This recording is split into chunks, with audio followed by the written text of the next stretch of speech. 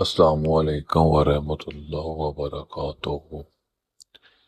حضرت موسیٰ ابھی درخت کے سائے میں آرام فرما رہے تھے کہ ان سے دو خواتین میں سے ایک نہایت باحیا انداز میں آپ کے پاس آئی۔ انہوں نے عرض کیا کہ ان کے والد آپ کو بلاتے ہیں تاکہ آپ کی نیکی کا بدلہ دے سکیں۔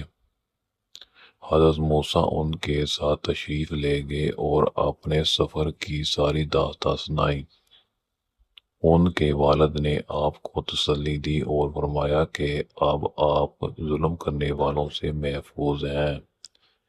حضرت موسیٰ کی دیانت، قوت اور حسن اخلاق سے متاثر ہو کر اس بزرگ نے آپ کو اپنے ہاں قیام کی دعوت دی۔ کچھ عرصے بعد آپ کا نکاح ان کی ایک صاحبزادی سے ہوا اور آپ نے مدین میں کئی سال امن و سکون کے ساتھ گزارے۔ اللہ تعالیٰ نے اسی عرصے میں حضرت موسیٰ کو آئندہ عظیم ذمہ داری کے لیے تیار فرمایا، کیونکہ جلد ہی آپ کو نبوت کے عظیم منصب پر سرفراز کیا جانا تھا۔